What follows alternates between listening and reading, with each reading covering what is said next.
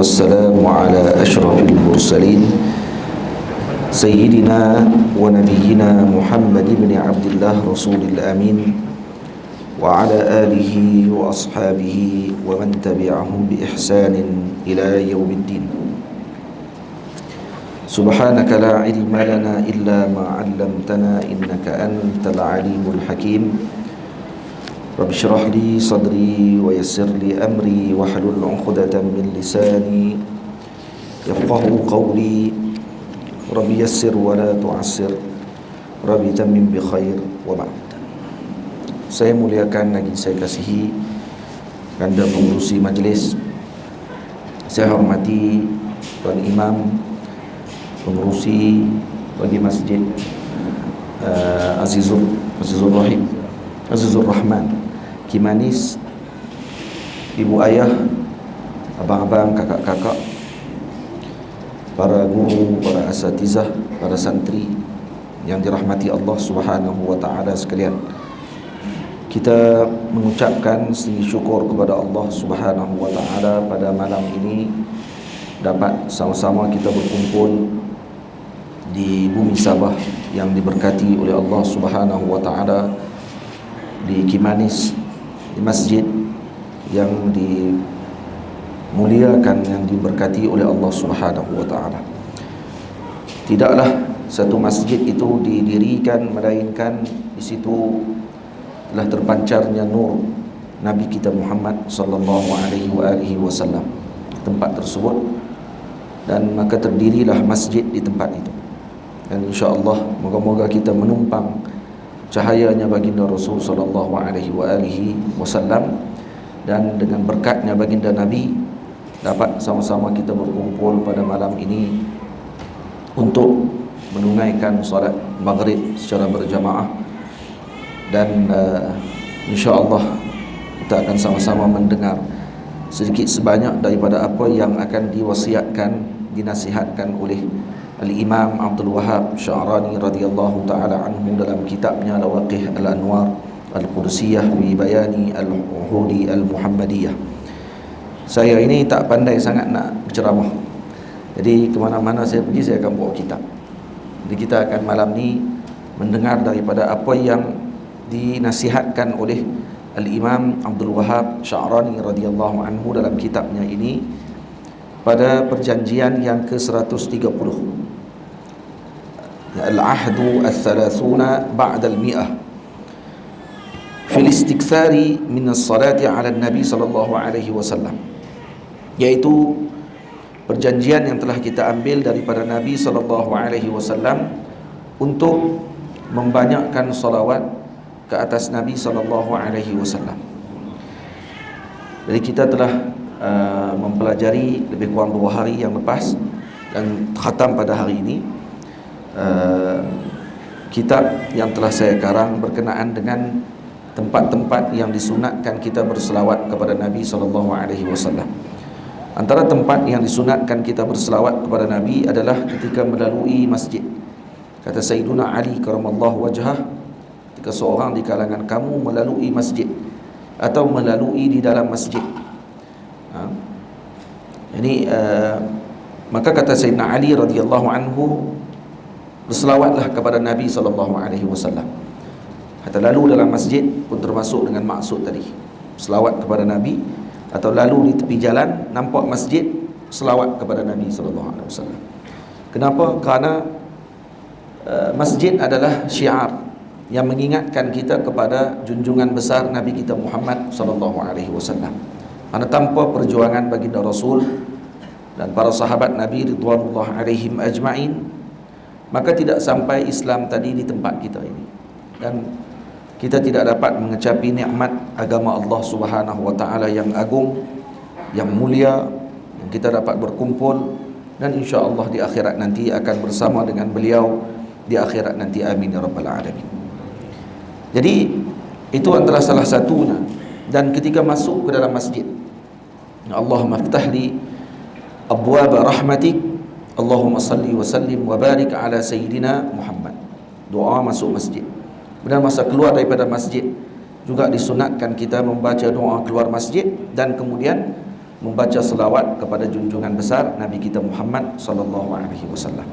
Jadi itu antara tempat-tempat yang disebutkan oleh Al-Imam Qutbuddin Al-Qaidri rahimahullahu ta'ala, dan disebutkan oleh Al-Imam As-Saqawi radhiyallahu anhu dalam Qaulul Badi' As-salati ala Habibis Syafi', dan disebutkan oleh hatta Ibnul Qayyim, murid kepada Ibnu Taimiyah, di dalam kitabnya Jala'ul Afham, yang menjelaskan tentang salawat kepada junjungan besar Nabi kita Muhammad sallallahu alaihi wasallam. Jadi hari ini kita akan dengar apa yang dinasihatkan, yang diingatkan oleh Al-Imam Abdul Wahhab Sya'rani radhiyallahu anhu dalam kitabnya ini. Kitab ini kitab yang agung, yang besar, yang kami di Zawiyah Nasiriyah membacanya pada waktu yang lapang. Maka hari ini saya bawa kitab ini ke sini untuk sama-sama kita kongsi dan mendengar apa yang dinasihatkan oleh beliau. Kata beliau rahimahullahu ta'ala, wa nafa'ana bi'ulumihi wa ulumi masyayikhina fid daraini amin amin ya rabbal alamin. Ukhidha alaina al-ahadul 'ammu min Rasulillah sallallahu alaihi wasallam. Kita telah mengambil, kata Imam Abdul Wahhab Sya'rani, perjanjian umum daripada Nabi sallallahu alaihi wasallam. Perjanjian umum di sini dengan makna daripada hadis Nabi sallallahu alaihi wasallam yang banyak diucapkan oleh Rasul, suruhan Nabi, dan beliau, yakni Al-Imam Abdul Wahhab Sya'rani, mensyarahkan kembali hadis tersebut dengan menceritakan ahwal para awliya, bentuk bagaimana mereka beramal dengan hadis Nabi sallallahu alaihi wasallam, untuk kita mengambil panduan dengan perkara tersebut. Atau dengan makna yang lain juga al-ahdul 'am, perjanjian umum yang telah kita ambil dengan Allah Subhanahu wa taala, dengan bersaksikan junjungan besar Nabi kita Muhammad, yakni ruhnya baginda Rasul, ketika di alam ruh. Di alam ruh kita telah mengambil perjanjian dengan Allah yang disebut oleh Allah dalam Al-Quran, alastu bi rabbikum. Kita jawab qalu bala. Kita jawab bala. Bahkan Allah adalah Tuhan yang menjadikan kita, Tuhan yang mendidik kita, Tuhan yang mengutuskan dan yang menguruskan kehidupan kita. Tamam? Kita dah janji dengan perkara tersebut. Maka Al-Imam Abdul Wahhab Sya'rani radhiyallahu anhu menyusun kembali perjanjian-perjanjian tersebut yang kita ini lupa setelah mana lahir ke muka bumi. Itu tuan-tuan, kalau kita lahir ke muka bumi Allah Subhanahu wa taala waktu ketika masih kecil, anak-anak kecil kalau kita pegang tangannya, dia akan genggam tangan tersebut dengan kuat. Kata ulama, genggaman tangan itu menunjukkan kepada perjanjiannya yang kuat ketika baru keluar daripada rahim ibunya, karena dia masih lagi hampir dengan zaman mengambil perjanjian. Itu digenggam kuat tangan. Tapi setelah mana dia mengenal dunia, maka tangannya semakin dilepaskan, dan ketika mati kita, maka tangan kita akan dilepaskan begini, seolah macam kita telah melupakan seluruh perjanjian. Karena itu Nabi SAW mengatakan, sesiapa yang matinya dalam keadaan tangannya menggenggam dan mengisyaratkan dengan sebegini, maka ini tandanya husnul khatimah, baik pengakhirannya di sisi Allah Subhanahu wa taala, karena pada pengakhiran hidupnya masih digenggamkan jarinya dan diisyaratkan dengan syahadah la ilaha illallah Muhammadur Rasulullah sallallahu alaihi wasallam. Apa kata Imam? Ukhidha alaina al-ahdul 'ammu min Rasulillah sallallahu alaihi wasallam an nukthira min as-salati wat taslimi ala Rasulillah sallallahu alaihi wasallam lailan wa nahara. Ini seolah macam kesinambungan daripada majlis daurah kita dan disambung dengan perbahasan yang disebut oleh Imam Abdul Wahhab Sya'rani, yaitu kita mengambil perjanjian daripada Rasulullah untuk membanyakkan selawat dan salam ke atas Rasulullah sallallahu alaihi wasallam siang dan malam, malam dan siang. Syekh sebut sini lailan wa nahara. Didahulukan malam kerana malam lebih afdal daripada siang untuk melakukan ibadah. Kerana malam adalah tempat untuk berkasih-kasihan di antara kekasih dengan kekasihnya. Lalu didahulukan malam pada sebutan. Lalu malam juga dipilih oleh Allah untuk Sayyidina Muhammad sallallahu alaihi wasallam di Isra' dan Mi'rajkan. Karena malam adalah mulia daripada siang. Karena malam padanya satr, tertutup, dan tertutup ini menunjukkan kepada zahirnya Tuhan yang Maha Agung, itu Allah Subhanahu wa taala. Wa nadhkuru li ikhwanina ma fi dhalika min al-ajri was-sawab. Dan juga kita mengambil perjanjian daripada Nabi kita Muhammad sallallahu alaihi wasallam untuk kita mengingatkan kepada saudara-saudara kita bagi membanyakkan selawat kepada Nabi sallallahu alaihi wasallam, dan disebutkan kepada mereka pahala dan anugerah yang akan diperolehi oleh orang-orang yang berselawat. Wa nuraghibahum fihi kulla targhibin, dan menyuruh kepada mereka dengan suruhan targhib, suruhan untuk mereka melakukan dengan sungguh-sungguh, izharan li mahabbatihi sallallahu alaihi wasallam. Tujuannya untuk apa? Untuk menzahirkan kecintaan kepada Nabi sallallahu alaihi wasallam. Wa in ja'alu lahum wirdan kulla yawmin wa lailatin sabahan wa masaa min alfi salatin ila 10,000 salatin kana dhalika min al-afdal min afdalil a'mal. Dan kalaulah golongan muslimin, kata Imam, menjadikan wirid mereka pada siang dan malam, pada pagi dan petang, daripada salawatnya sebanyak 1,000 kali sehingga 10,000 kali, maka itu adalah sebaik-baik amal yang sepatutnya dilakukan oleh seorang muslim. 1,000 kali ke 10,000 kali. Jadi kalau zakat selawat baru 3 kali, jadi maknanya masih lagi dikira sebagai sesuatu yang kekurangan banyak untuk kita mengambil perjanjian ini dengan Nabi SAW. Apa kata Imam lagi? Imam Abdul Wahab Sya'rani. Pernah dengar nama Imam Abdul Wahab Sya'rani tak? Pernah dengar? Kalau tak pernah dengar, ni dengar dah ni. Jadi kalau saya tak pernah dengar nama itu dengar dah tadi.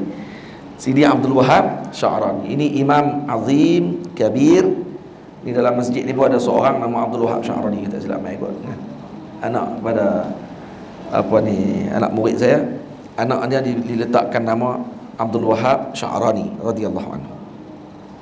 Jadi Sidi Abdul Wahab Sya'rani radhiyallahu anhu mengatakan bahawa sami'tu Sayyidi Aliyan Al-Qawwasa rahimahullahu ta'ala yaqul, saya telah mendengar Sayyidi Ali Qawwas, ni guru beliau. Sayyidi Ali Qawwas maqamnya di Mesir, dan beliau ini ummi, tidak boleh membaca, tak pandai menulis, tetapi menghafal Al-Quran seluruhnya, dan diberikan ilmu laduni oleh Allah Subhanahu wa ta'ala, mendidik para muridin, mendidik para sufi. Dan beliau wali min awliyaillahi subhanahu wa ta'ala. Karamahnya zahirah. Al-Imam Abdul Wahab Sya'rani mengarang sebuah kitab khusus jawapan-jawapan beliau, fatwa-fatwa beliau terhadap pertanyaan-pertanyaan yang ditanyakan oleh para muridnya. Apa kata Sayyidi Ali Qawwas? Kata beliau, salatullahi ala abdihi la yadkhuluha al-adad. Salawat Allah kepada hambanya tidak masuk padanya bilangan. Baik, lagi kita dengar apa dia makna dia tu. Li'annahu laysa li salatihi ta'ala ibtida'an wala intiha'a.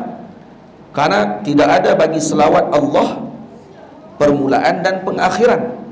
Karena Allah tidak disifatkan dengan ucapan ataupun dengan kalamnya Allah dengan permulaan dan pengakhiran. Wa innama daqalaha al-'adadu min haitsu martabatul 'abdil musalli. Tapi sebaliknya dimasukkan bilangan tadi berdasarkan kepada kedudukan martabat orang yang berselawat tersebut. Jadi kalau dalam hadis Nabi kita sallallahu alaihi wasallam bersabda dalam hadisnya, man salla alayya wahidatan sallallahu alaihi ashra. Kita pernah dengar hadis tu. Siapa yang berselawat kepadaku sekali, kata Nabi, maka Allah berselawat kepadanya 10 kali. Apa makna 10 kali? 10 kali dengan makna 10 kali, maksudnya Allah mengulang sekali, 2 kali, 3 kali kita selawat kepada Nabi, Allahumma salli ala sayyidina Muhammad wa ala ali sayyidina Muhammad, maka Allah berselawat balik, Allahumma salli alaik, Allahumma salli alaik, Allahumma salli alaik 10 kali macam tu. Alah. Itu Imam Abdul Wahab Sya'rani bagi tahu gurunya Al-Imam Ali Qawwas radhiyallahu anhu memaklumkan bahawa selawat Allah kepada hamba la yadkhuluhul adadu, tidak masuk padanya bilangan. Baik, jadi bilangan yang disebut oleh Nabi itu macam mana maknanya dalam hadis? Macam mana dengan makna sallallahu alaihi asyra? Allah berselawat kepadanya 10 kali. Maknanya itu dikira pada sudut kedudukan hamba tersebut di sisi Allah. Tamam? Kedudukan hamba tadi di sisi Allah.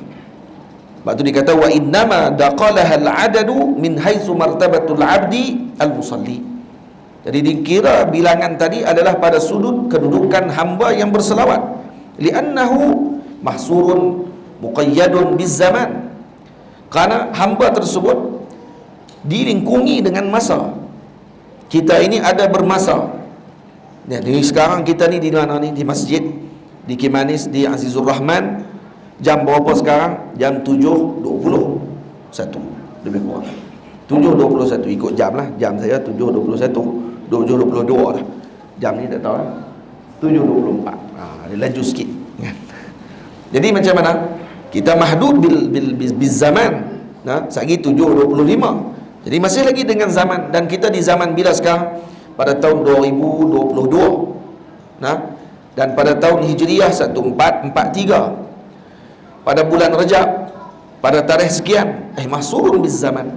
Yang ini dikira dengan zaman. Bila Allah dikira macam tu? Tak. Allah tidak mahsur biz zaman. Allah tidak terlingkup dengan waktu.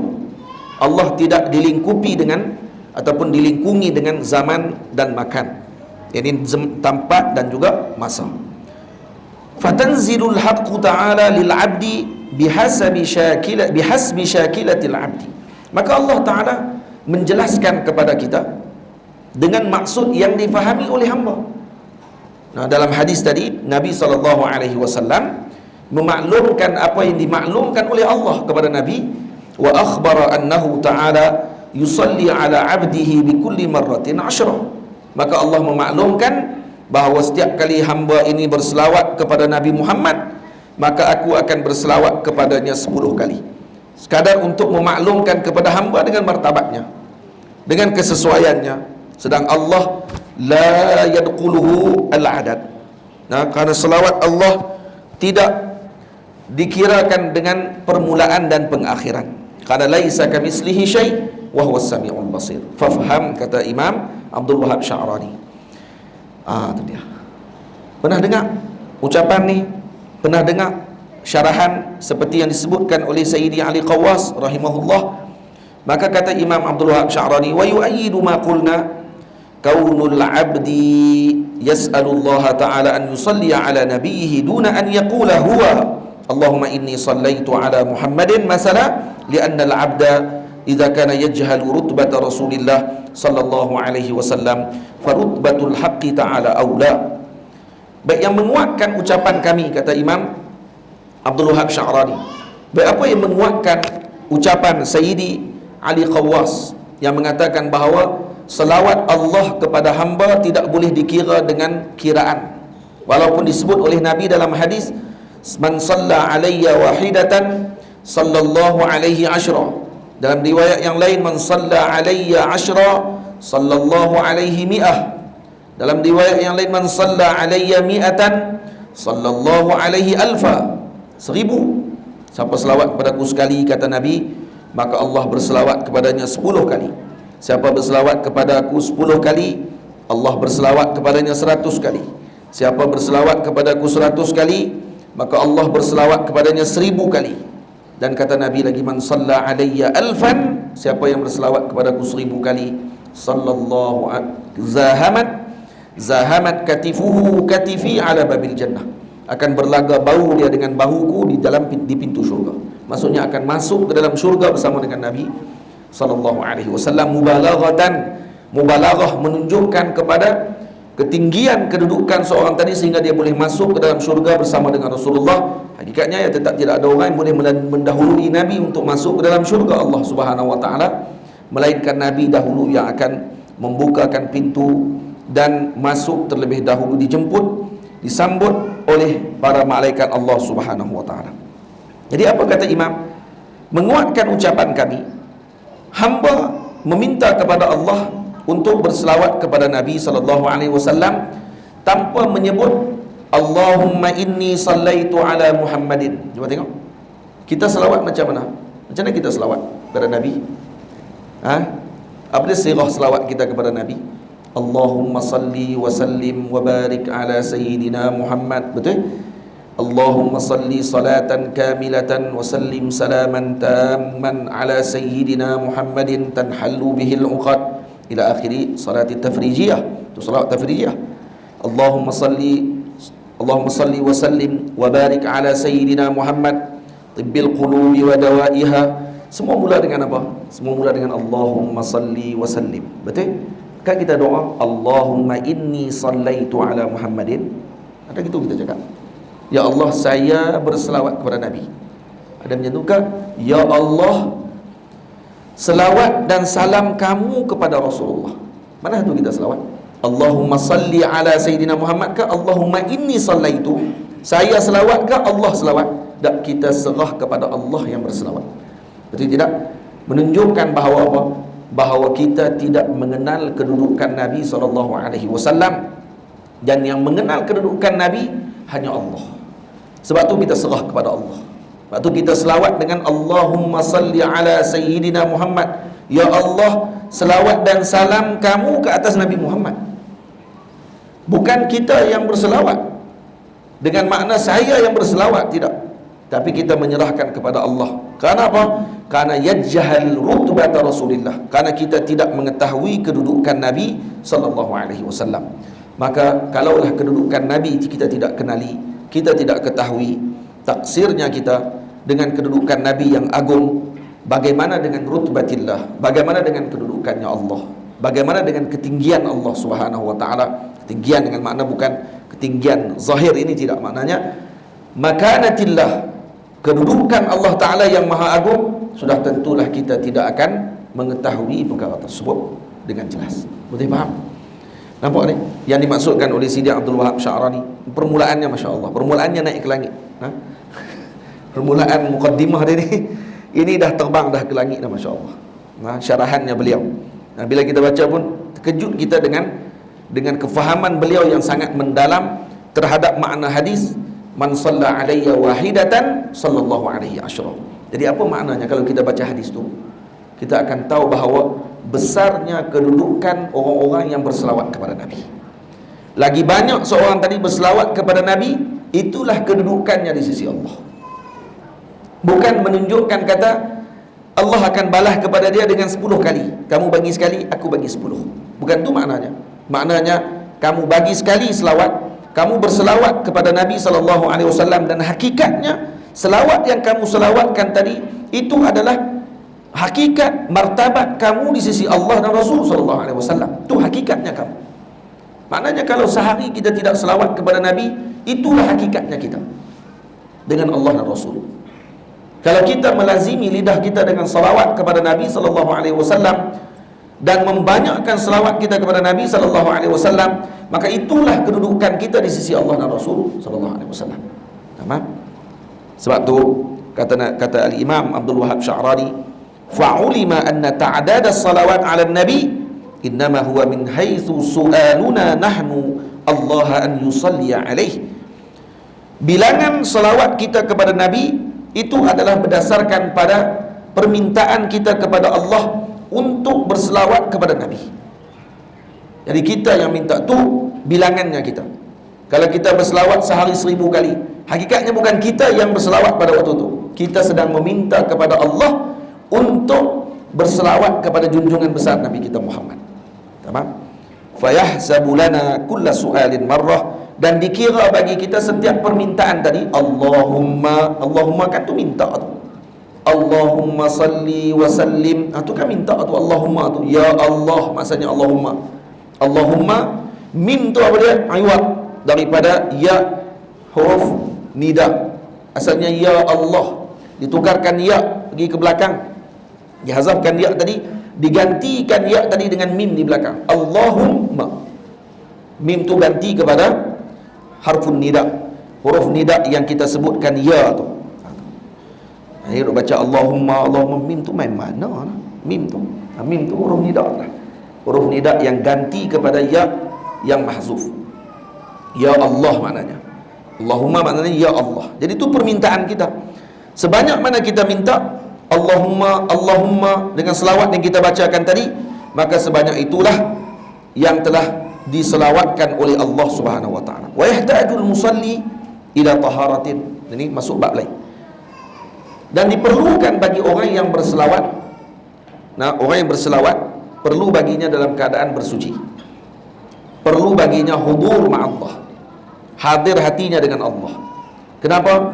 Li'annaha munajatun lillahi ta'ala. Karena itu dikira munajatnya dengan Allah Subhanahu wa ta'ala. Kasalati zatir ruku', kasalati zatir ruku'i was sujud. Salawat kepada Nabi SAW perlu kepada suci, perlu kepada hudur qalb, hadirnya hati. Karena dia bermaksud bermunajat kepada Allah. Sebab kita sebut Allahumma. Seperti mana salat yang ada rukuk dan sujud perlu kepada taharah, perlu kepada khusyuk, yakni hudurul qalb. Wa illam takun at-taharatu laha syartan fi sihhatiha minhu. Walaupun hakikatnya salawat itu taharah atau bersuci itu bukanlah rukun baginya, bukan syarat baginya, bukan rukun, bukan syarat bagi tersebut. Untuk mensahkan selawat kita tidak disyaratkan taharah. Tetapi orang yang berselawat hakikatnya mereka ini jalisun baina yadayillahi azza wa jalla fi mahallil qurbi yas'aluhu an yusalliya ala nabiyhi. Karena setiap hamba yang berselawat hakikatnya dia sedang berada fi hadratillah, seakan berada di dalam hadrahnya Allah, meminta kepada Allah untuk berselawat kepada junjungan besar Nabi kita Muhammad. Takkan kita nak datang dalam keadaan tidak bersuci. Kalau raja menjemput kita datang temu dengannya di istana, takkan kita nak datang dengan baju kerja kita. Dah tentu kita akan balik bersiap, memakai perhiasan, memakai dengan pakaian yang paling sesuai, dan kemudian baru datang menghadap kepada raja tadi untuk memaklumkan permintaan kita. Bagaimana dengan hadrah Malikul Muluk, Tuhan yang Maha Agung, maka lebih-lebih daripada itu lagi. Walillahil matsalul a'la. Allah tidak boleh untuk kita gambarkan dan tidak boleh kita bandingkan sedemikian, cuma bil misal yattadihul maqal, dengan contoh tadi hanya untuk mendekatkan kefahaman kita tentang perkara tersebut. Dan kemudian disebutkan oleh Al-Imam Abdul Wahab Sya'rani, faman wadhaba ala ma dzakarnahu kana lahu ajrun 'azim. Sesiapa yang bermuwazabah, berterusan dengan selawat kepada Nabi SAW, maka baginya pahala yang agung. Dan hadir hati macam mana perasaan kita? Macam yang saya syarahkan tadi. Mana kalau kita nak berselawat, kena hadir dalam perasaan kita bahawa saya hanya melantunkan apa yang diarahkan Allah. Saya hakikatnya sekarang sedang meminta kepada Allah untuk berselawat kepada hadrati Rasulullah SAW. Maksudnya begitu. Baru akan hadir perasaan kita dan baru akan jama' qalb. Hati kita akan jadi bersatu untuk kita berselawat kepada junjungan besar Nabi kita Muhammad SAW. Wa huwa min aula ma yutaqarrabu bihi ilaihi SAW. Dan ini adalah sebesar-besar ibadah kita kepada Allah Subhanahu wa taala, yaitu melantunkan salawat kepada Nabi SAW. Kenapa? Karena kata al-Imam, wa ma fil wujudi man ja'alallahu ta'ala lahu al-halla wal-rabta dunya wa ukhra mislahu SAW. Karena tidak ada dalam wujud ini, tak ada dalam alam wujud ini yang mana Allah Subhanahu wa ta'ala menjadikan dia sebagai pengikat dunia dan akhirat daripada Nabi SAW. Tak ada dalam dunia. Apa jalan yang kalau kita nak sampai kepada Allah? Kalau orang dikata saya sampai kepada Allah dengan puasa, kamu tak akan boleh puasa kalau puasa tadi tidak ditunjuk oleh Nabi SAW. Saya kata saya sampai kepada Allah melalui jalan solat, kamu tak akan sampai ke dalam solat lagi mana kamu tidak solat seperti Nabi. Sallu kama ra'aitumuni usalli. Betul? Solatlah seperti aku solat, kata Nabi. Dan kamu tak akan boleh sebut kata saya sampai kepada Allah dengan haji. Karena Nabi sebut dalam hadis, khuzu anni manasikakum, ambil daripada aku haji kalian. Jadi apa jalan yang kita boleh lakukan untuk kita kata saya sampai kepada Allah? Laisa min tariqin Nabi, laisa min habibin Nabi SAW. Tak ada jalan lain melainkan kesemuanya daripada Nabi SAW. Kesemuanya daripada jalannya junjungan besar Nabi kita Muhammad SAW. Faman qadamahu ala as-sidqi wal mahabbati was safai danat lahu riqabul jababirah. Sesiapa yang berkhidmat kepada Nabi dengan benar, dengan kecintaan, dengan bening hatinya, danat lahu riqabul jababirah, maka akan dekat kepadanya tengkok-tengkok para pemerintah yang zalim. Wa akramahu jami'ul mu'minin, dan akan dimuliakan dia oleh seluruh mukminin. Golongan mukminin akan memuliakannya. Tamam? Dan kemudian kama tara dzalika fi man kana muqarriban inda mulukid dunya wa man qadama as-sayyida qadamahu al-abid. Tengok, kata Syekh, seperti mana kamu melihat kepada orang yang dekat dirinya dengan raja. Kalau orang ni jadi orang yang paling dekat dengan raja, maka rakyat akan berkhidmat juga kepadanya. Kenapa? Hanya kerana dia berkhidmat kepada raja. Betul? Jadi orang ni orang besar, bendahara. Orang ni orang besar, jadi pegawai dalam istana, yang mana diberikan kedudukan oleh raja pada ketika tersebut. Maka apa yang akan diperolehi oleh orang tersebut, dia juga akan dimuliakan, dia juga akan dikhidmati oleh rakyat. Kenapa? Man qadama sayyida, sesiapa yang berkhidmat kepada tuannya, qadamahul abdu, maka hamba juga akan berkhidmat kepadanya. Bagaimana dengan orang yang berkhidmat kepada Nabi SAW, menyebarkan ajaran Nabi SAW, menyebarkan tentang kecintaan kepada Allah dan Rasul SAW, maka orang yang berkhidmat dengan benar, orang yang berkhidmat dengan safa al-qalb, dengan mahabbah, bukan dengan tujuan yang lain, maka orang ini juga akan dimuliakan, akan dikhidmati oleh umat Nabi Muhammad SAW. Jadi ini dia punya sunnatullah. Wa kanat hadhihi tariqatu syaikhina wa kanat hadhihi tariqatu syaikhina wa qudwatina ila Allah taala Asy-Syaikh Nuruddin Asy-Syuni nisbatan ila baldati ismiha Syuni qariban min baladi Sayyidi Ahmad Al-Badawi radhiyallahu anhu. Tengok, kata Syekh di sini, inilah jalannya yang membanyakkan selawat ni. Antara jalannya, kata Sayyidi Abdul Wahab Sya'rani, adalah jalan guru kami, pemimpin kami kepada Allah Subhanahu wa taala, yaitu Al-Imam Nuruddin Asy-Syuni rahimahullah. Ni kita dengar beberapa orang dah ulama malam ni. Abdul Wahab Sya'rani, Ali Qawwas, lagi siapa dia lagi? Nuruddin Syuni, yang negerinya dekat dengan Syuni, hampir negerinya dengan negerinya Al-Imam Sayyidi Ahmad Al-Badawi. Ini empat dah. Sayyidi Ahmad Badawi pula namanya radhiyallahu anhu, dekat dengan Tonto, maknanya Syuni dekat dengan Tonto di Mesir. Wa kadzalika kanat tariqatu Syaikhil Arifi billahi taala Ahmad tariqatu Syaikhil Arifi billahi taala Ahmad Az-Zawawi al-madfun bidamanhur min a'malil bahirah. Begitu juga, ini juga adalah jalannya Al-Imam Ahmad Az-Zawawi rahimahullahu ta'ala, yang dimakamkan beliau di Damanhur daripada provinsi, ataupun dalam bahasa ni, kitab bahasa Arab, jemaah pada provinsi, nampak sedap sikit kan, macam Indonesia pula kan. A'mal maksudnya lebih kurang dalam daerahnya Bahirah. Min a'malil bahirah maksudnya dalam daerahnya Bahirah. Sini azan dulu kah? Terus mana satu? Terus ya boleh. Terus ya boleh. Baik. Terus saja. Tapi jangan bimbang, saya ni tak lama bercakap. Saya bukan gila mic kan. Ada orang dia gila mic, dia cakap tak ingat orang. Tak, saya cakap sekadar yang perlu saja, insya-Allah. Paling panjang. Awal sini no, insya-Allah. Insya-Allah. Saya dah mula mengantuk sekarang. Pukul 8 lagi insya-Allah kita berhenti. Insya-Allah. Kalau tidak datang ahwal, pukul 8 insya-Allah kita berhenti. Baik. Jadi ini kata Imam Abdul Wahab Sya'rani, ini jalannya guru-guru kami yang membanyakkan selawat kepada Nabi. Antaranya Syekh Nuruddin Syuni rahimahullah. Al-Imam Nuruddin Syuni rahimahullahu ta'ala adalah guru besar yang mendirikan majlis salawat di dalam Masjid Al-Azhar Asy-Syarif di Mesir. Beliau pada mulanya mendirikan majlis di Masjid Sidi Ahmad Badawi selama hampir 16 tahun. Kemudian berpindah majlisnya salawat tersebut ke Masjid Al-Azhar Asy-Syarif selama 20 tahun.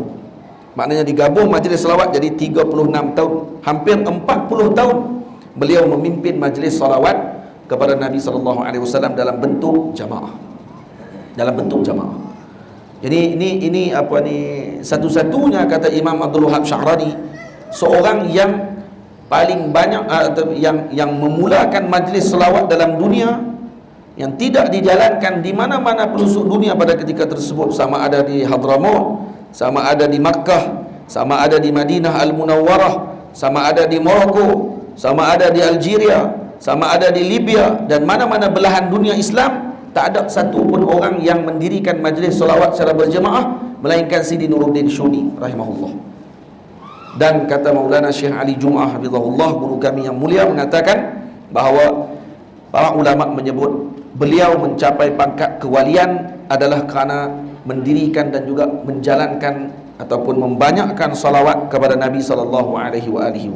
Maka beliau diangkat darjatnya oleh Allah menandingi para awliya pada zamannya adalah kerana kasratis salati ala habibil Mustafa sallallahu alaihi wasallam, kerana banyak salawat kepada Nabi. Kata Imam, fakana wirdu asy-syaikh Nuruddin Asy-Syuni kulla yawmin 10,000 salatin. 10,000 salatan, minta maaf. Beliau berselawat kepada Nabi sehari 10,000 kali selawat. Ini zikir ataupun wiridnya Imam Nuruddin Syuni, sehari 10,000 kali selawat. Wa kana wirdu Syekh Ahmad Az-Zawawi rahimahullahu taala 40,000 salatin, iaitu lebih kurang 40,000 kali selawat. Syekh Ahmad Zawawi makamnya di Damanhur di Qahirah, hampir dekat dengan Iskandariah, kurang 1 jam lebih sebelum sampai Iskandariah. Maka sampai di Damanhur kalau melalui jalan darat, ya, jalan apa ni, inilah jalan biasa ni ataupun kereta api akan melalui Damanhur. Beliau Sidi Ahmad Zawawi sehari 40,000 kali selawat. Wa qala li marratan inna tariqana an nukthira min as-salati 'ala an-nabi sallallahu alaihi wasallam. Dan beliau mengatakan kepada aku, kata Imam Abdul Wahab Sya'rani, yakni Sidi Ahmad Zawawi menyebutkan kepada aku bahawa jalan kami adalah membanyakkan salawat kepada Nabi sallallahu alaihi wasallam hatta yasira yujalisuna yaqadatan, sehingga Nabi duduk dengan kami yaqadah. Yaqadah apa dia? Yaqadah secara jaga. Secara jaga. Bolehkah Nabi datang secara jaga dalam majlis? Bolehkah tuan-tuan? Ni apa ni, benda pelik apa ni? Tak pelik tuan-tuan. Yang peliknya kita. Peliknya sebab kita tak tahu. Hak tu ya. Jadi jangan pelik benda kita tak tahu. Sama? Benda yang ulama dah bahas, kita tak tahu, kita buat pelik, lepas tu kita kata benda ni pelik dalam agama. Yang pelik tu kita tak mengaji. Lepas tu bila tok-tok guru mengajak, kita duk ingkar. Kita tak mau dengar. Kita kerja nak condemn. Ini jadi masalah. Bila saya tak kata orang Kimanis kalau condemn tak main ni, ingat. Para ulama bahas, bolehkah yaqadhah dengan Nabi, bertemu Nabi secara jaga? Nabi kan dah wafat. Kata ulama, perkara tadi adalah harus, dan sebahagian ulama mengingkari perkara tersebut. Baik ulama yang mengingkari perkara tersebut, yang tidak mengatakan bahawa tidak boleh berlaku perkara tadi. Kenapa? Kerana kata mereka, kalaulah Nabi SAW boleh yaqadhah, kita boleh bertemu dengan Nabi secara jaga. Bermakna kalau contohnya seorang wali yang ada di Sabah, contohnya wali itu duduk di Sabah, duduk di Kemanis, kampung ni, dan dia mendakwa kata, saya pernah melihat Nabi secara jaga, Nabi datang ke rumah saya, contoh kalau disebut macam tu, maka ulama yang mengingkari perkara tersebut mengatakan bahawa, dan ulama yang ingkar perkara ni bukan kecil anak, bukan orang kecil. Siapa yang ingkar benda ni? Antaranya Al-Imam Al-Ahdal rahimahullahu ta'ala, antaranya Al-Imam Ibnu Hajar Al-Asqalani, pengarang kitab Fathul Bari, syarah Sahih Bukhari. Ini bukan orang kecil, Qadil Qudah. Dan beliau antara yang menafikan, mengatakan Nabi SAW boleh ditemui secara jaga oleh seseorang. Karena kalau bertemu, bermakna kalau Nabi datang secara jaga, datang ke Kimanis contohnya, bertemu dengan seorang wali yang ada di Kimanis, Bermaksud siapa yang ada dalam Madinah? Maqam Nabi siapa yang ada? Itu orang yang pergi ke Madinah bagi salam kat siapa? Dah Nabi mai ke Kimanis, kosonglah maqam. Betul tak? Jadi kalau kosong maqam, Nabi datang ke sini, bertemu Nabi cara jaga, jangan sembang abang belakang, jangan sembang. Tu pakai songkok belakang. Jangan sembang. Dengar ni elok. Tahu lah kan cerita yang kita cerita ni, sembang ni kita tahu lah. Kita tak tahu dengar. Kalau budak-budak main tu biasa, orang tua-tua main itu luar biasa. Budak-budak main biasa. Itu macam budak kecil tu. Budak main tu biasa kerana dia budak-budak. Tapi kalau orang tua main-main, ini luar biasa. Baik. Apa dia kata tadi lupa. Itu dia. Nabi SAW datang ke Kimanis. Contoh lagi, potong tu pula kata Nabi mai Kimanis pula lagi. Lebih potong silap pula. Kita bagi contoh. Boleh jadi. Dia kata dah mustahil. Kenapa mustahil? Karena kalau Nabi datang ke sini bermaksud ada di Madinah tadi siapa? Dalam maqam. Jadi orang yang pergi ke Madinah, pergi ke umrah sekarang ni, yang ada di Madinah, bagi salam kepada Nabi, Assalamualaikum ya Rasulullah. Orangnya dalam kubur tak ada. Kenapa? Karena Nabi datang ke Kimanis. Dan ini mustahil kata dia. Karena nanti kubur akan kosong daripada Nabi. Baik. Itu antara pandangan mereka. Yang kedua, kalau begitu juga kata mereka, Nabi boleh pergi ke pasar. Nabi boleh keluar daripada maqam, pergi ke pasar, beli barang. Dan nanti orang akan ada sahabat yang tidak akan terputus. Kenapa? Karena Nabi masih hidup, bertemu secara jaga, jadi sahabat tak akan terputus lah martabat sahabat tu.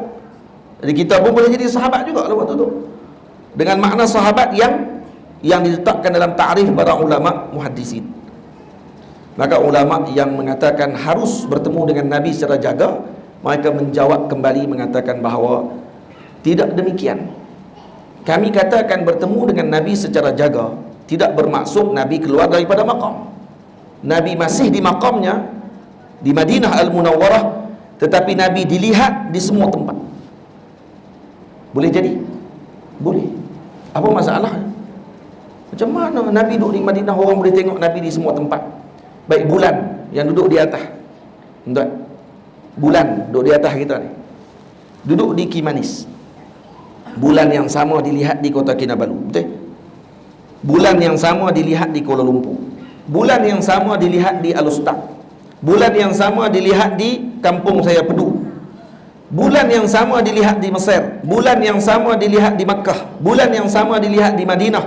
Baik, boleh tak orang yang pada waktu malamnya sama, yang waktu saya di Kuala Lumpur nampak bulan, orang yang di Kimanis pun nampak bulan, dia boleh kata bulan tu hanya di Kimanis, tidak di Kuala Lumpur? Telefon kawannya.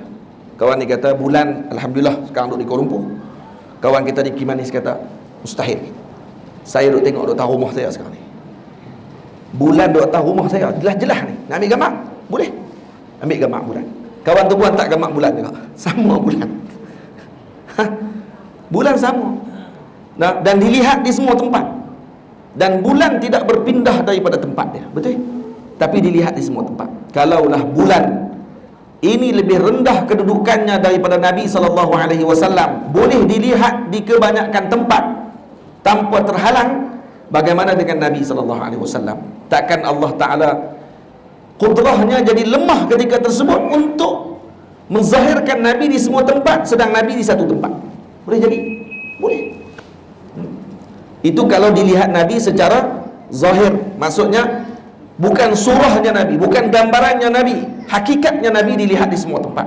Baik, boleh jadi tak? Kata ulama sebahagian lagi kata Nabi tetap di Madinah, tetapi yang dilihat di tempat-tempat lain itu adalah surahnya Nabi, bukan zatnya Nabi SAW. Contohnya macam mana? Saya di sini ni, sekarang tengah live, yang ada di Kuala Lumpur, yang ada di Mexico ada tahu tengok atau dia. Nah, nak tahu depa di mana? Depa kena tulis depa di mana, nanti depa kita tahu lah depa duduk di mana. Nah, depa saya di sekian, saya daripada sekian, saya daripada sekian. Semua pakat tengok kita di sini sekarang, contoh kan. Ada beberapa ratus orang yang ikut ni dalam majlis ni pada hari ni, maka depa tengok saya pada waktu tu. Yang depa tengok dalam skrin komputer depa, dalam skrin handset depa, tu saya ke? Tak, tu bukan saya. Kalau tu saya, maka banyaklah saya. Nah, saya sendiri buka saya. Saya balik buka YouTube, tengok saya. Saya kata ni saya kan, ni saya. Dan ini saya. Yang dalam tu apa dia? Tu surahnya saya. Surah ni apa dia? Gambarnya saya. Gambarannya saya. Maksudnya diambil daripada teknologi yang ada ni, gambaran tersebut diletakkan dalam tu. Disimpan dalam YouTube, disimpan dalam Facebook. Tu gambarannya saya. Baik, gambarannya saya ni boleh dilihat di banyak tempat. Dah, kalau bush orang boleh tengok. Nah, kalau khinzir, nah, khinzir makhluk pun dia ambil gambar, boleh tengok di banyak tempat. Tu aqas, makhluk yang sangat rendah kedudukannya dan boleh dilihat di banyak tempat. Takkanlah Nabi SAW sayyidil wujud tak boleh dilihat dengan sedemikian? Boleh? Mustahil? Tak mustahil. Dan apa yang Allah Ta'ala jadikan lebih agung daripada tu lagi. Jadi tuan-tuan faham tak makna yaqadhah? Mustahil yaqadhah? Baik, kalau nak pegang dengan mustahil, silakan, tidak ada masalah. Yang penting jangan, ya, orang panggil dalam masalah ini tak perlu disebutkan di depan orang ramai, tak perlu diceritakan kepada masyarakat yang masih lagi kurang jelas dengan masalah tersebut. Cuma kita bahas dalam bentuk ilmiah, dalam bentuk kefahaman yang dibahaskan oleh para ulama. Jadi ala kulli hal, bila mana masalah yang mengingkari yaqadhah, ini seperti Imam Ibn Hajar, seperti Al-Imam Al-Ahdal rahimahullah, Sayyidi Al-Habib Hussein Al-Ahdal rahimahullah menafikan perkara tersebut, adakah bermakna mereka menafikan yaqadhah mutlaqan? Tak. Hakikatnya mereka tidak menafikan yaqadhah mutlaqan. Mereka cuma menafikan yaqadhah dengan makna berbilang zat Nabi SAW. Itu saja mereka nafikan. Karena berbilang zat bagi Nabi adalah mustahil akal. Tentunya Nabi di dalam kubur di Madinah, Nabi juga ada di Mesir. Waktu itu yaqadhah. Maksudnya zat Nabi yang lain di Mesir. Ini mustahil. Karena ada dua zat. Saya di sini, saya juga ada di Pedu sekarang. Contoh, zat saya dilihat di Pedu, untuk mengajak orang di Pedu. Tak, itu mustahil. Kenapa? Ta'addud az-zawat dalam akidah mustahil akal. Ini mustahil akal. Tapi kalau ta'addud surah, berbilang gambaran, zatnya satu, gambarnya banyak, mustahil? Tak mustahil. Nanti dilihat oleh mata kepala kita sendiri dalam handset, dilihat mata kepala sendiri kita dalam gambar-gambar kita, dilihat dalam TV. TV saya buka TV 1, ada muka contohnya tun.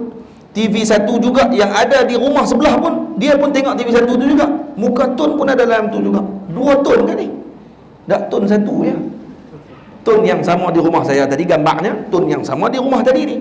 Cuma yang berbilangnya, yang berbilang gambarnya, bukan zatnya.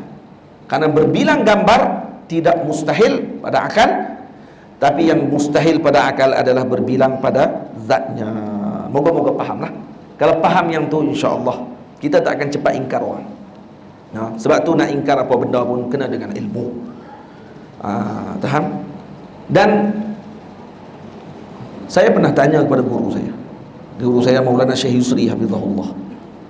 Ada seorang pelajar di Mesir ni, dia macam tak apa nak sihat sikit pelajar ni. Dia main cerita dekat saya, dia main salam dekat saya, dia kata saya jumpa dengan Nabi salah jaga. Nabi kirim salam. Saya pun tengok dia tak pun nak sihat ni dia. Dia memang dia tak sihat pun. Lepas tu dia jadi high sikit. Bukan dia isap batu ke apa. Tak. Dah. Ini dia orang panggil apa? Dia jadi macam isim sikit masa tu. Dia main jumpa saya, habaq macam tu. Kemudian saya pun jumpa dengan Maulana Syekh Yusri. Saya beritahu kepada Maulana Syekh Yusri hafizahullah, kata Maulana, ahad min at-talabah qad idda'a annahu ra'a an-nabi sallallahu alaihi wasallam yaqadatan. Saya kata, idda'a? Saya kata kat Syekh, ada seorang pelajar mendakwa bahawa dia melihat Nabi secara jaga. Syekh terus, apa dia? Dia mendakwa. Limadha taqulu idda'a? Kenapa kamu sebut dia mendakwa? Kamu tahu dia tengok Nabi sungguh? Ke kamu yang tuduh dia dakwa? Tengok. Ini nampak murabbi, nampak syekh, macam mana teguran dia kepada murid. Saya kata, kenapa kamu sebut macam tu? Kamu tahu dia tipu. Dakwaan biasanya disebut kepada orang yang ada syuur padanya menipu. Baik, kamu tahu dia tipu. Kamu tak tahu. La taqul idda'a. Taqul innahu qala ra'a an-nabi sallallahu alaihi wasallam. Qad qala annahu ra'a an-nabi sallallahu alaihi wasallam. Bagi tahu kata dia telah bagi tahu dia tengok Nabi. Senang. Tak payah sebut dia mendakwa kata dia tengok Nabi. Kita cuba tengoklah ni. Kalau ada orang sebut macam tu, apa kita akan sebut? Ini pendakwa, ini penipu. Kita tahu mana dia tipu. Baik, kalau dia tipu dia dengan Allah. Man kadzaba alayya muta'ammidan falyatabawwa maq'adahu minan nar. Baik, kalau dia tidak kata. Kalau kita yang kadzib pada waktu tersebut, macam mana keadaan kita? Lepas tu kita kata jangan cepat menidakkan orang. Bagaimana kita tidak sampai kepada maqam tersebut? Ataupun kalau kita tidak pasti, senyap saja cukup, selesai. Tak perlu sebut kat orang ni mendakwa, kawan ni mendakwa, orang ni mendakwa kata tengok Nabi. Tak perlu sebut macam tu. Dan ini ditegur oleh Maulana Syekh Husri kepada saya, dan saya beringat sampai sekarang. Jika mana ada orang nak cerita benda-benda macam ni, kalau contoh dia sebut dalam umum, saya telah melihat Nabi SAW cara jaga. Nabi datang ke tempat saya. Ya, kita kata ni fitnah. Fitnah kenapa? Kerana akan menyebabkan berlakunya kegoncangan. Jadi ada orang yang masih jiwanya tidak sesuai lagi dengan cerita macam tu. Kamu pergi cerita macam tu depan orang. Dan benda ni sir min asrarillah. Ni rahsianya Allah. Orang yang banyak buka rahsia Allah, Allah cemburu dengannya. Dan dia akan cepat mati. Biasanya. Ini kata awliya. Para awliya kata cerita-cerita rahsia-rahsia. Allah bagi apa dekat saya? Allah bagi apa dekat saya? Ini rahsia Allah.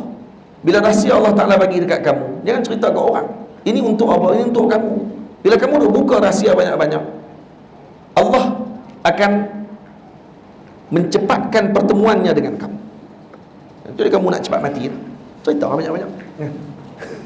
Kamu nampak tu cerita, kamu mimpi tu cerita, kamu nak ni cerita. Dan likulli ni'matin hasud. Setiap nikmat ada orang yang hasad dengan kita. Kena ingat yang tu. Kan semua benda kita boleh cerita. Walaupun cerita tu kita rasa ni sangat bagus untuk kita. Tapi likulli ni'matin hasud. Setiap nikmat ada hasad. Penghasadnya ramai. Jadi kalau betul cerita tu, kalau tak betul, siap tempat kita dalam neraka. Jadi yang pentingnya siapa?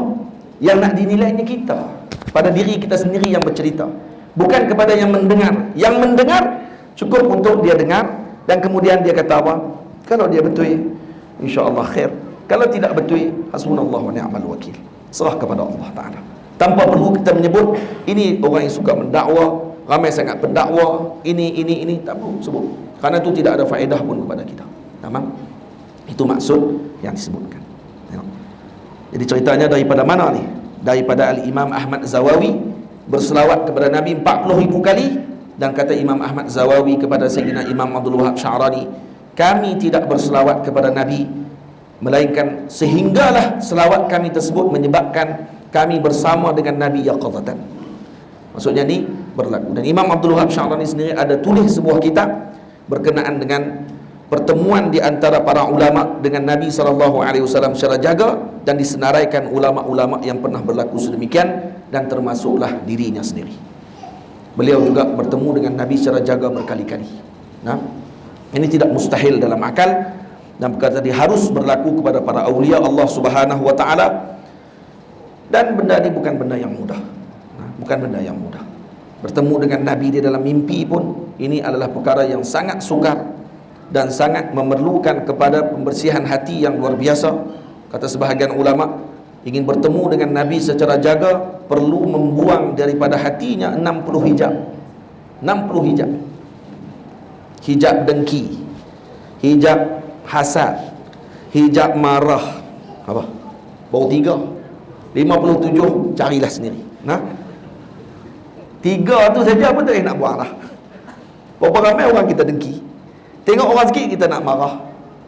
Baru 2. Lagi 58. Macam mana nak jumpa Nabi sallallahu alaihi wasallam? Kalau jumpa Nabi pun takut nak jumpa dalam mimpi tadi tidak sempurna. Sebab tu kata ulama, siapa yang bermimpi bertemu dengan Nabi dan Nabi dalam keadaan tidak sempurna, yang tidak sempurna itu adalah yang mimpi, bukan sempurna. Sempurna di ujung.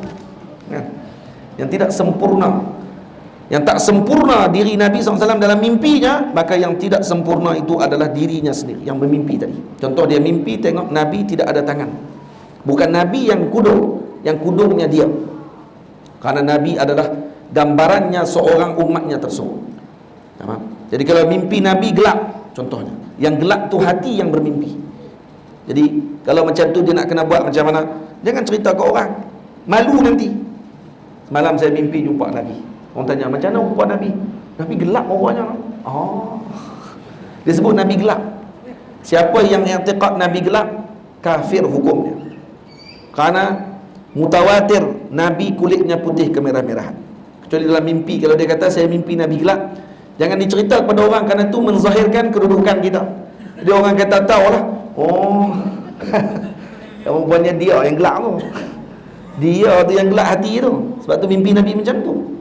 Jadi jangan cerita ke orang lagi. Usahakan untuk kita beramal dengan sunnah Nabi, sehinggalah bertemu dengan Nabi dengan rupa yang kita pelajari dalam syama'il Nabi SAW. Faham? Itu maksudnya. Panjang lagi nak cerita ni. Ini banyak ni. Lepas tu kata Nabi, kata Al-Imam radhiyallahu ta'ala anhu, wa'lam ya akhi, akhir, last, habis, anna tariqal wusul ila hadratillahi ta'ala min tariqis salati ala Nabi sallallahu alaihi wasallam min aqrabit turuq. Ketahuilah wahai saudaraku, kata Imam Abdul Wahab Sya'rani, jalan untuk sampai ke hadratillah adalah melalui jalan yang paling hampir, iaitu jalan salawat kepada Nabi sallallahu alaihi wasallam. Saya pesan pada diri saya, juga kepada ibu ayah semua, para hadirin semua, para guru, para asatizah, untuk kita membanyakkan salawat kepada Nabi sallallahu alaihi wasallam, kerana ini adalah aqrab at-turuq ila Allah subhanahu wa ta'ala, sedekat-dekat jalan untuk sampai kepada Allah subhanahu wa ta'ala. Al-Imam Nuruddin Syuni, saya selalu cerita kisah ni, yang menyebutkan tentang kedudukan beliau. Satu hari ada seorang wanita di satu kampung, yang wanita ini majzubah. Dia ni termasuk wanita wali min awliyaillah, tapi majzubah. Ini dia ditarik taklifnya oleh Allah. Dia kalau berjalan di kampung tak pakai baju, perempuan, baju tak pakai, telanjang bogeh dalam kampung berjalan. Satu hari dia pakai jubah, pakai purdah lagi, tutup muka. Orang kampung terkejut. Hai, pelik ni kata. Hari lain telanjang, hari ni pakai purdah dengan jubah-jubah lagi ni. Maka orang kampung hak laki-laki pakai tanya, apa kena dengan kamu ni? Kata perempuan ni, hari ni akan masuk seorang lelaki ke kampung kita. Seorang lelaki akan masuk kampung kita. Yang geng laki-laki ni pakai tanya, habis tu kami ni nak tahu ya? Yang kamu pakai baju, yang lain-lain hari tak pakai baju. Kamu kata hari ni akan masuk lelaki, kerana tu dia malu, maka dia tutup pakaian dia, aurat dia dengan pakai baju. Habis tu kami ni yang kamu tiap-tiap hari jumpa tu, kata antum laisu minar rijal, hampa bukan lelaki, antumul bahaim, hampa semua ni binatang, kata dia. Depan binatang dia kata, buat apa nak tutup aurat, tak ada masalah apa. Saya tutup aurat depan orang yang ajnabi dan dia mukallaf. Siapa orang tadi yang akan hadir ke kampung tersebut? Al-Imam Nuruddin Syuni rahimahullah. Sebabkan kerana Sidi Nuruddin Syuni akan hadir ke kampung tadi, cahayanya beliau telah sampai ke kampung tersebut, sehingga menyebabkan wanita tadi yang mula menyedari kedatangannya, walaupun dia tak datang lagi. Zaman tu mana ada SMS, zaman tu mana ada Facebook, yang Sidi Nuruddin Syuni akan keluarkan jadual rehlah dia, tak ada. Kita bolehlah keluar jadual rehlah kita, nak sampai ke Sabah, ini jadualnya, hari pertama sekian, kedua sekian, ketiga sekian. Sidi Nuruddin Syuni nak sampai ke kampung tadi, dia tak ada keluar dalam Facebook, esok saya akan ke kampung sekian, lusa ke kampung sekian, tak ada. Perempuan tu pun bukan ada Facebook zaman dulu.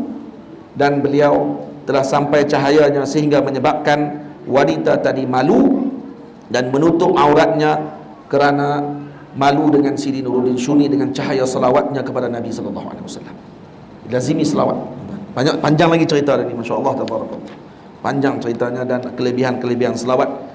Insya-Allah ni nanti kalau ada tempat yang lain kita akan sambung di tempat tersebut. Ada soalan? Insya-Allah. Baik. Jadi moga-moga kita dapat manfaat dengan perkara tersebut, amin ya rabbal alamin. Dan moga kita dapat faham, dan kita mohon kepada Allah untuk diberikan faham kepada kita. Assalamualaikum Ustaz, bagaimanakah di akhir zaman ini kita solat berjemaah dengan saf berjarak, tidak seperti sebelum ini dengan adanya wabak? Ya, itu jawapannya. Jawapannya dalam soalannya. Bagaimana di akhir zaman ini kita solat berjemaah dengan saf berjarak, tidak seperti sebelum ini dengan adanya wabak?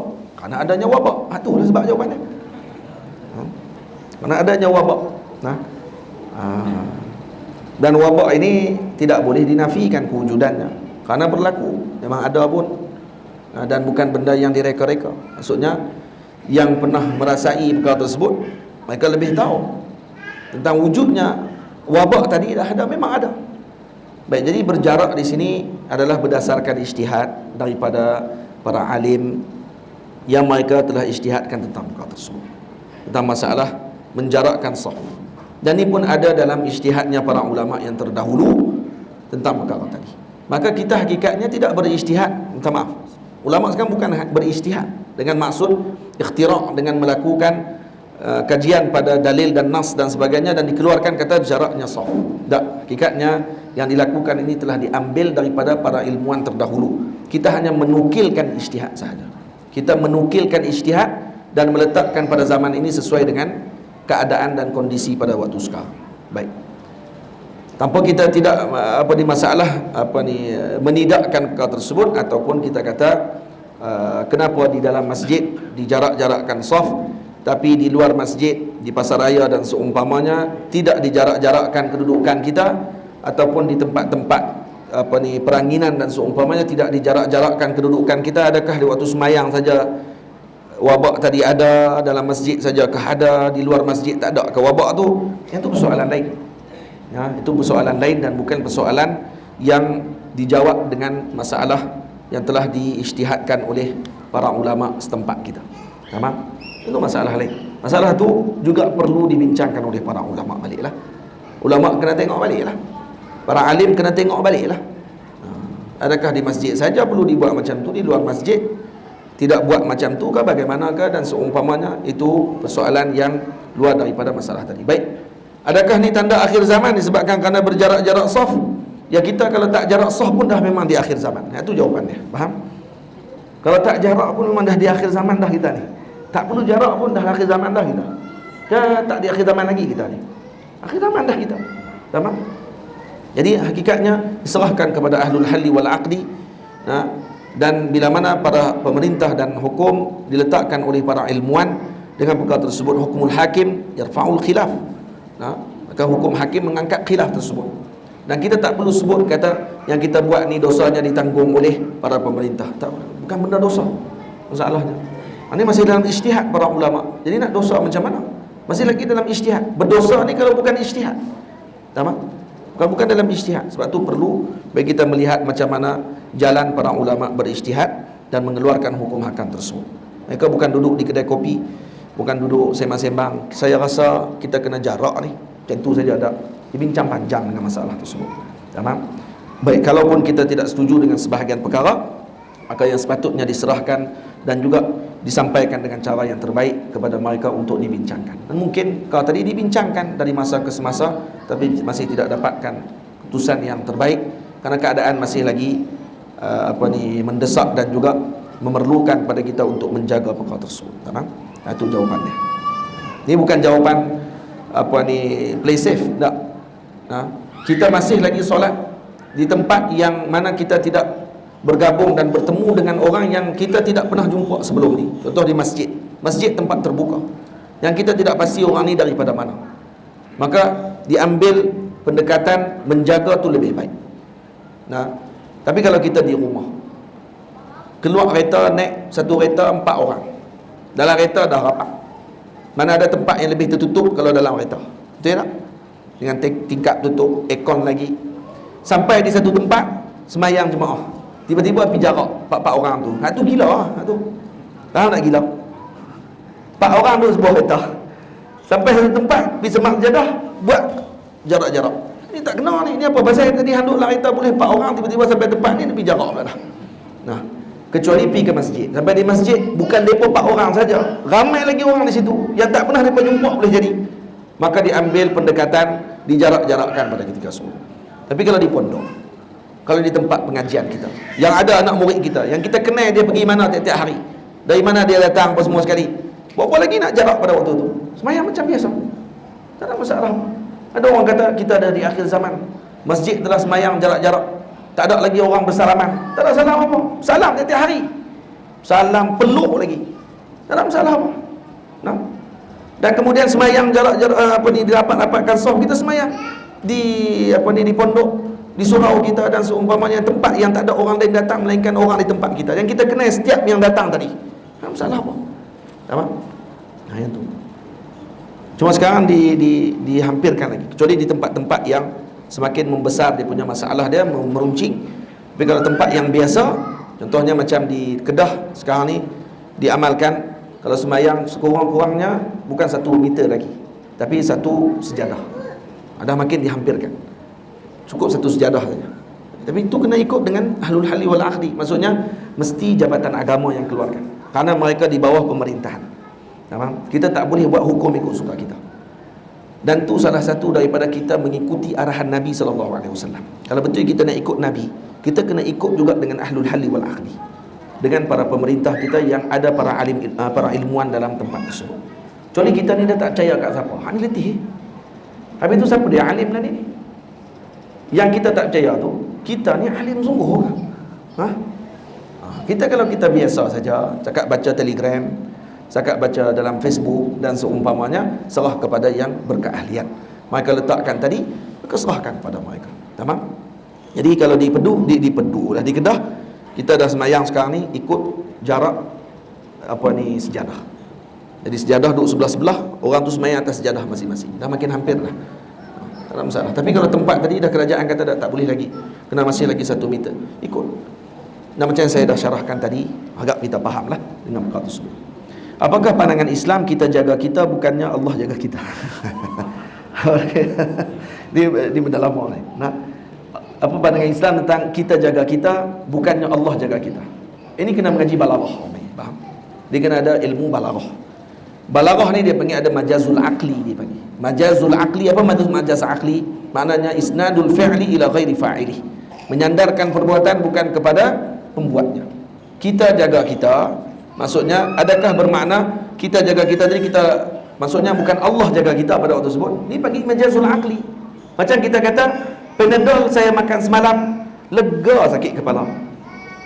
Minum Melo jadi sihat dan kuat. Lepas tu tengok minum Melo, astagfirullah. Iklan ni syirik ni. Ini iklan syirik. Kerana minum Melo jadi kuat dan sihat. Hakikatnya memberi sihat dan kuat Allah. Jadi kena buat macam mana iklan tu? Minum Melo, anda jadi sihat dan kuat dengan izin Allah. Dengan tambah kat belakang, jenuh lagu tu. Lagu Milo tu jenuh tukar. Hak buat lagu Milo tu kalau bukan orang Islam, jenuh ni. Faham? Makan Panadol, hilang sakit kepala. Tak, ini pun syirik. Kena letak dekat Panadol tu, makan Panadol yang melegakan Allah, bukan Panadol. Kalau macam tu, sama makan nasi, sama aja. Sebenarnya hakikatnya semua Allah Ta'ala yang jadikan. Dan tu dipanggil majazul aqli, majaz al-aqli dalam ilmu balaghah. Tamam? Kita mengaji yang tu, insya-Allah kita tak akan jadi masalah kita jaga kita. Kita jaga kita ke, lembu jaga kita ke, kambing jaga kita ke, itu suka kita. Nah, hakikatnya yang jaga siapa dia? Allah. Allah jaga kita. Tamam?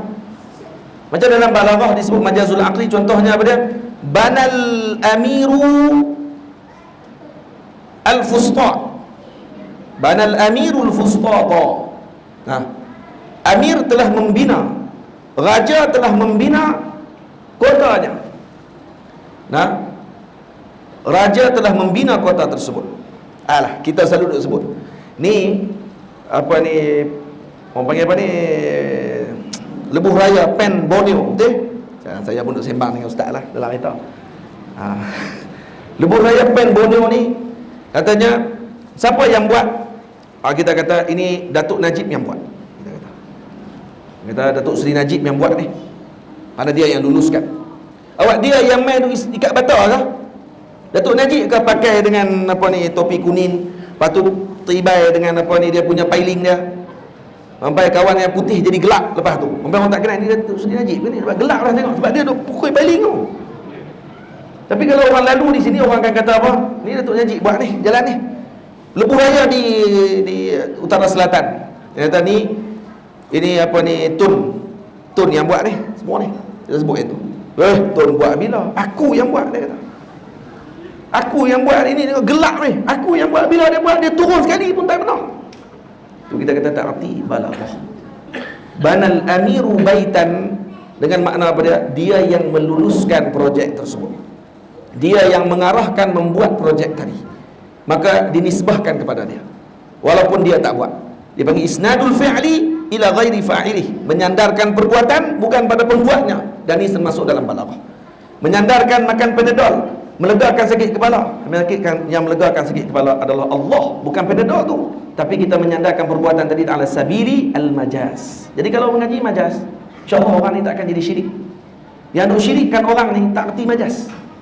Faham? Jadi kita jaga kita, bukan Allah jaga kita dan seumpamanya ni. Sebenarnya tidak ada masalah pun dengan tagline tadi. Ni bukan Freemason, dan ni bukan terkait dengan Illuminati, dan ni terkait dengan kefahaman kita terhadap majaz saja. Faham yang ni? InsyaAllah khair. Terima kasih kepada yang bertanya. Nah, karena di sebab yang bercakap orang yang bukan keahlian. Nah, dia pula pergi buat pula TikTok. Kenapa kita jaga kita? Nah, patutlah kali dia bagi contoh. Nah, kenapa lembu tak jaga lembu? Kenapa kambing tak jaga kambing? Habis tu kamu nak kata siapa jaga lembu tu? Akhirnya dia akan kata saya jaga lembu. Habis tu syirik juga pak kamu. Lagi syirik siapa dia? Hak kerja jaga. Hak tu lagi syirik. Lagi kawan tu main ni, siapa jaga tempat ni? Saya.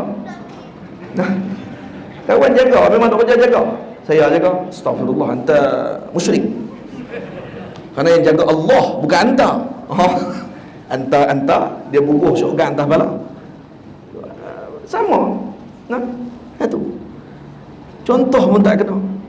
Ini tak ada masalah. Kita jaga kita tak ada masalah apa. Nah, tak perlu tukar tagline tu. Tak ada masalah. Yang penting semuanya i'tiqad Allah yang jaga kita. Itu aja. Dan kalau kata kita tak taat tu pun, memang Allah jaga kita pun. Kita sabut tu Allah tak ada jaga kita. Yang ketiga, adakah selawat dalam hati sama nilainya dengan yang dilafaz? Ya, sama. Sama kedudukannya. Nah, sama. Karena selawat ni adalah perkara yang luar biasa. Yang luar biasa. Tapi kalau kita boleh lafazkan, maka tu akan mendapatkan dua kebaikan. Memang. Karena kalau saya jawab tak sama, kesian kepada orang yang bisu, yang tapi dia nak selawat pada Nabi. Tapi tidak tak sama. Tak sama.